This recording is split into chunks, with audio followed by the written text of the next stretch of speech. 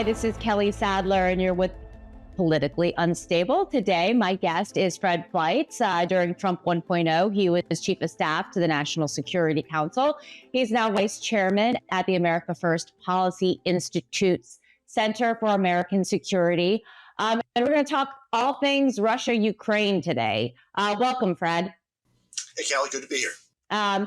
So let's get started with the tweets that are happening right now. President Trump this week tweeted, quote, "What Vladimir Putin doesn't realize is that if it weren't for me, lots of really bad things would have already happened to Russia. And I mean really bad.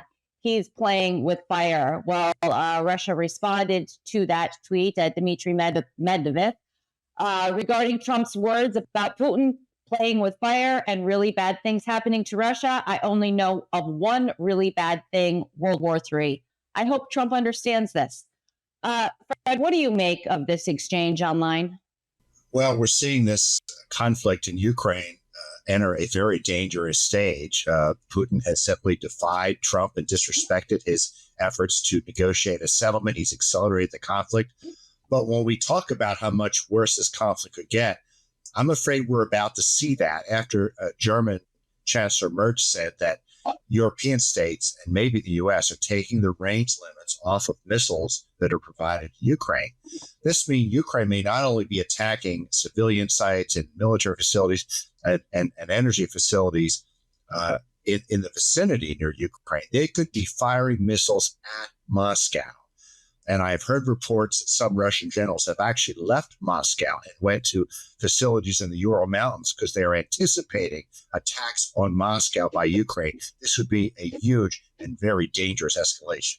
Yeah, I mean, there was already reports earlier this week of Ukrainian drones trying to target Putin's helicopter, which could be viewed in Russia's eyes as an assassination attempt. What do you make of those reports? And where Russia is right now, how close are we to a World War III? My General Keith Kellogg, who was with the American First Policy Institute, he's now the special envoy for Trump for Ukraine. He was asked by an interviewer one time, "What do you think about these reports that Ukraine is trying to kill Russian officials in Moscow? Isn't that inappropriate?" And the general said, "Well, no, war is hell. These things happen in war. If the Russians don't want things like this to happen, they have to end the war." And it isn't surprising that when Putin was near the front line, that the Ukrainian army tried to kill him. That's what happens in warfare. I know it's terrible. That's why we don't want to be in a war. I don't think we're near a World War III, and I think that's exaggeration for people to be saying that. I think when we're talking about that, we're contemplating Russia attacking NATO states or using nuclear weapons in Ukraine. I don't think we're near that state right now, but I am worried that if Ukraine starts blowing up buildings in Moscow, if it can do that, how Russia would respond and how much even more intensive its attacks would be against Ukraine. Well, we know that the Pope invited Zelensky and Putin to the Vatican to talk ceasefire terms, and Putin declined. We also know that President Trump is growing increasingly frustrated with Putin, who said that he would deliver them the terms for a ceasefire last week, and those still haven't been delivered to the White House. So how do negotiations progress at this point? Well, there are some recent developments, and they're not all bad. It is good news that there were talks between the Russians and the Ukrainians last week in Turkey. It was at a low level. It did achieve a pretty large prisoner exchange with both sides abided by. There were talks on the phone between Trump and Putin. Putin said this morning that he's still interested in a peace agreement. He's going to provide an outline soon. And one requirement he will have is that NATO can't be expanded further eastward to include Ukraine, Moldova, and Georgia. I'm not happy about a requirement like that, but if this means Putin is still talking, that's a good thing. I think Trump's going to have to put fairly extensive sanctions on Putin if he refuses the deal. And I think Trump will start with very stiff oil sanctions and interdicting the so-called shadow fleet that's been transporting Russian oil. So, I mean, when do you anticipate that happening? There's been reports that Putin's also preparing for a spring offensive, that he's gaining traction on the battlefield and wants all of Ukraine. I think that offensive has begun, and we've already seen significant advances in northeastern Ukraine by the Russian army. And the Ukraine actually admitted to this. They never admit to Russian advances. So I think it was significant. My guess is that if there is not progress, any kind of progress soon in negotiations with Putin, that Trump could pull the plug and put extensive sanctions on Russia within 2 weeks. So, what do you think about the legislation that's being crafted on the Hill right now by Congress, authorizing, secondary sanctions and firmer moves against Russia, given the fact that the president really hasn't done anything? Is Congress kind of stepping on the president's toes right now? I think there's a bill in the Senate that I think has over 80 co-sponsors, which is extraordinary given how divided Washington has been lately, imposing tough sanctions on Russia, secondary sanctions on nations that trade with Russia. And I think it's good to have that behind the president if he decides to invoke sanctions. America needs to move forward together. And I think Trump's moving in this direction anyway. I believe that Senator Graham, who's behind this, has been talking to President Trump. So I don't see it as stepping on the president's toes. I think it's a sign that we can send to Putin that the American people are united in standing up to his defiance of Trump's peace efforts. I think a lot of people out there are frustrated. A lot of Trump supporters are frustrated in what they see as a never-ending war between Russia and Ukraine and never-ending U.S. support to Ukraine, to a war that doesn't look like the Ukrainians can win by themselves.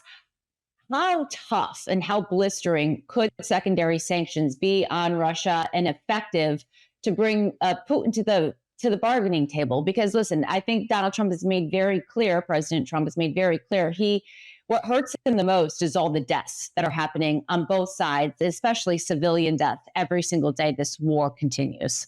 Well, Trump believes his America First approach to U.S. national security is to keep our nation out of unnecessary wars and not to start new ones. He doesn't want America involved in the Ukraine conflict, and he wants this conflict over. He wants the killing to stop. That's been his approach long since he won the 2024 election. I'm hoping that tough oil sanctions will work. If not, Trump can up the ante even further with very punishing financial sanctions by sanctioning Russia's central bank and seizing financial assets worldwide. That may drive the Russian people to red lines. That would be a severe step to take. But I think that is also being considered by the White House. And why hasn't that been done? If not by Donald Trump, by the Biden administration, who, basically is responsible for this war, and not and kind of drawing it out by the slow walking of military aid to Ukraine when Joe Biden was in power. Biden didn't have a serious policy on this war. He wanted to provide weapons for as long as it takes, but not enough weapons for Ukraine to win. He might have given weapons to Ukraine in 2022 when they could push the Russian troops back. He refused to do so. There was just confusion and fecklessness by Joe Biden, no interest in negotiations. Europe could have done more, but they didn't. But Trump hasn't turned to sanctions yet because he was giving Putin an opportunity to work with him through negotiations, to bring about a better life for the Russian people, a life of prosperity, to end Russia's isolation. Rather than making threats, Trump put out a hand of friendship and offered negotiations. Putin has not accepted that hand yet, but I think it's too early to say it's impossible to get an agreement. I'm just thinking it will take longer than we thought.